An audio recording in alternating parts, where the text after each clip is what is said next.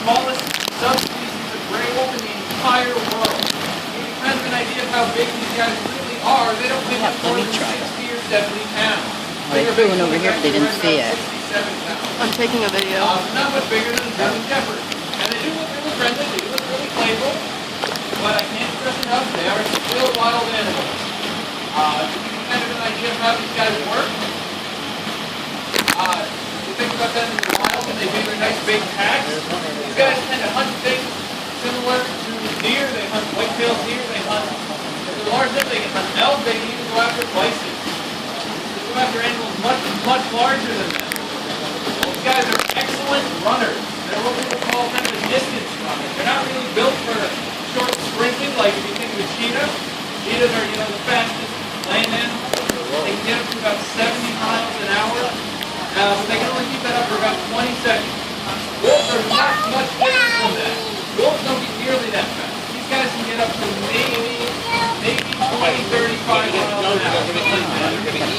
They're really fast in the grand scheme of things. What's special about these guys, they're built for running Get down a second. Look, distances. it's time to pitch. Look. These guys average right around 15, 20 miles an hour, and they will maintain that speed for hours. They will go and go and go. They're built for crossing large, wide open plains in very short, over very long periods of time, and they can cross those very quickly.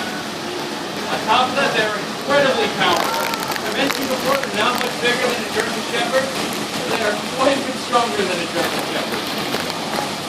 So you guys, I'm sure a lot of you guys like to eat lots of meat, things like, steak and hot dogs and things. When you're chewing up that meat, when you're chewing up hot dogs and steak, you have about 130 pounds of pressure in your jaw. Okay? 130. Your dogs and things, again, like German Shepherds, Rottweilers, they have about 800 pounds of pressure. So they're about 8 times stronger than we are fighting things. These guys are pushing right around 17, 1800. Give you an idea, they are more than 10 times as powerful as we are. Incredibly strong animals. But generally when they go out hunting, when they catch something, they like to eat pretty much all of it. They'll eat the meat, they'll eat all the organs, they'll eat the bones, they will eat everything. And obviously from that, from the fish you can see being tossed over the fence here, these guys are most certainly carnivores. They don't really eat a whole lot of anything else. On occasion, they will eat other things like fruits or berries or nuts, but generally, most of the time, they will just eat meat. Unfortunately, the main reason why we just have these guys here is for conservation. They're endangered in the wild. The reason why they're endangered is because of people. They've lost pretty much all of their natural habitat to us. In fact, they're actually critically endangered. To get an idea of what that means, there are about 45 of these guys left in the wild.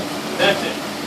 We have about 300-400 of them in captivity throughout the country and really throughout the world, where they're sort of kept and we keep them for breeding so we can reintroduce them into the wild. Because of that, we have to be very, very careful of what these guys get. You may see in a lot of other exhibits, for instance, you guys were at the kangaroo exhibit earlier, you may have seen that they got their Memorial Day red, white, and blue streamers and their puzzle feeders. A lot of that's made out of paper and cardboard, which is perfectly fine for them. We can never get something like that into the world. Because we're planning on releasing them into the wild, they can only get natural enrichment. Things that they would find just in the wild. These guys in particular, you may be wondering what that type of enrichment would be. A lot of times it's fur. They absolutely adore bison fur. It's one of their favorite things in the world. They love to smell in it, they'll roll in it, they'll chew it up, they'll swallow it, they'll eat it. They love bison fur, they love elk fur, they love deer fur. A lot of things like that that remind them of their natural habitat.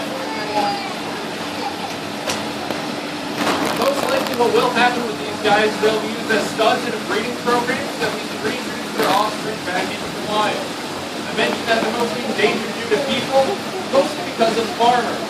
These guys come from the area of Mexico, a little bit in New Mexico, and a little bit in Texas.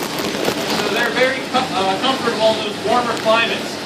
Unfortunately, when people came over and moved into those areas, built lots of farms.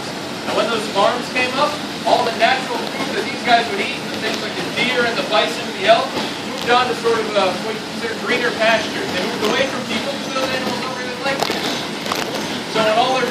away. All that was left for these guys to eat were things like cattle. They go after they go after cows and goats and pigs and sheep. A lot of farm animals that farmers would keep. And that became a big problem because then these guys became pests for those farmers because they eat all their cattle. But really, the only reason they're eating cattle is because all their natural food has been scared away. In fact, cattle is actually a terrible food for these guys. I know we like to eat a lot of steak and a lot of meat and things like that. It's not the same kind, those corn-fed animals, it's not the same kind of meat that these guys really like to eat. They like to eat food that's a lot more lean. They like to eat that bison meat. It's a lot, for them, it's quite a bit healthier. So these guys end up eating the wrong types of food and they get hunted for it. That's also part of the reason why we have no actual contact with these animals. We never have any kind of contact with them unless we're doing their annual procedures, in which case they're knocked down. And again, the reason is we don't want them to associate people with anything good. It's even why whenever we're providing them with something like fish through the shade netting, we never hand feed them. We always sort of offer the fish over the fence. They don't necessarily know where the fish is coming from. They just know there's food for them. Even when we give them about once every 2 weeks, usually during events, we'll give them a little deer carcass that the game commission has provided for us. And when we do that, we actually ship them into their holdings so we can come out and put the carcass out. So again, they never associate us with food. So if they think positive thoughts about people, essentially what will end up happening is, as soon as we re-release them into the wild, they'll find people to hang out with because they know people provide them with food. And that happens to a lot of wild animals that sort of hang out in the area. They're very friendly, very playful animals when it comes to their herd, or rather their pack.